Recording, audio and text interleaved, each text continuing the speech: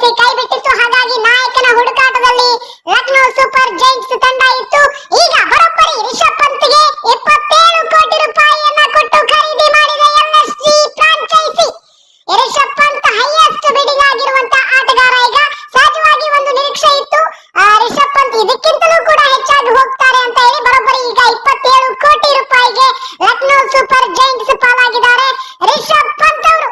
ಅದರಲ್ಲೂ ಮೊದಲಿಗೆ Kagiso Rabada ವೇಗದ ಬೌಲರ್ ಬರೋಬ್ಬರಿ 10.75 ಕೋಟಿ ರೂಪಾಯಿಗೆ ಗುಜರಾತ್ ಟೈಟನ್ಸ್ ಪಾಲಾಗಿದ್ದಾರೆ. ಕಗಿಸೋ ರಬಾಡ ಬಹಳಷ್ಟು ಡಿಮ್ಯಾಂಡ್ ಇರುವಂತ ಬೌಲರ್. 10.75 ಕೋಟಿಗೆ ಗುಜರಾತ್ ಟೈಟನ್ಸ್ ಪಾಲಾಗಿರೋದು ನಿಜಕ್ಕೂ ಕೂಡ ಒಳ್ಳೆಯ ಸಂಗತಿ.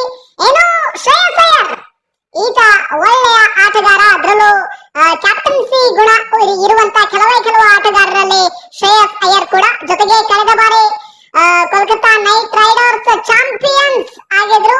ಆ ತಂಡದ ನಾಯಕತ್ವವನ್ನು ವಹಿಸಿಕೊಂಡಿದ್ದು ಶ್ರೇಯಸ್ ಅಯ್ಯರ್. ಬರೋಬ್ಬರಿ ಇತಿಹಾಸವನ್ನೇ ನಿರ್ಮಾಣ ಮಾಡಿದ್ದಾರೆ. 26.75 ಕೋಟಿ ರೂಪಾಯಿಗೆ ಪಂಜಾಬ್ ಕಿಂಗ್ಸ್ ಪಾಲಾಗಿದ್ದಾರೆ ಶ್ರೇಯಸ್ ಅಯ್ಯರ್. 26.75 ಕೋಟಿ. ಇದುವರೆಗೆ ಐಪಿಎಲ್ ಇತಿಹಾಸದಲ್ಲಿ ಇಷ್ಟು ದೊಡ್ಡ ಮೊತ್ತಕ್ಕೆ ಯಾರು ಕೂಡ ಸೇಲ್ ಆಗಿರಲಿಲ್ಲ. ಪಂಜಾಬ್ ಕಿಂಗ್ಸ್ ಇವರನ್ನ ತಮ್ಮ ತೆಕ್ಕೆಗೆ ಹಾಕಿಕೊಳ್ಳುವಲ್ಲಿ ಯಶಸ್ವಿ ಕೂಡ ಆಗಿದ್ದಾರೆ ಶ್ರೇಯಸ್ ಅಯ್ಯರ್. ಪಂಜಾಬ್ ಕಿಂಗ್ಸ್ ಪಾಲಾಗಿರೋದು ಏನು, ಪಂಜಾಬ್ ಕಿಂಗ್ಸ್ ಮತ್ತೊಬ್ಬ ಆಟಗಾರರನ್ನ ತಮ್ಮ ತೆಕ್ಕೆಗೆ ಹಾಕಿಕೊಳ್ಳುವಲ್ಲಿ ಯಶಸ್ವಿಯಾಗಿದ್ದಾರೆ. ಆಟಗಾರನ ಹೆಸರು ಹರ್ಷದೀಪ್ ಸಿಂಗ್. ವೇಗದ ಬೌಲರ್, ಟೀಮ್ ಇಂಡಿಯಾದ ಅದ್ಭುತ ಬೌಲರ್ ಅಂದ್ರೂ ಕೂಡ ತಪ್ಪಾಗಲಿಕ್ಕಿಲ್ಲ. ಅವರು ಬರೋಬ್ಬರಿ 18 ಕೋಟಿ ರೂಪಾಯಿಗೆ ಪಂಜಾಬ್ ಪಾಲಾಗಿದ್ದಾರೆ.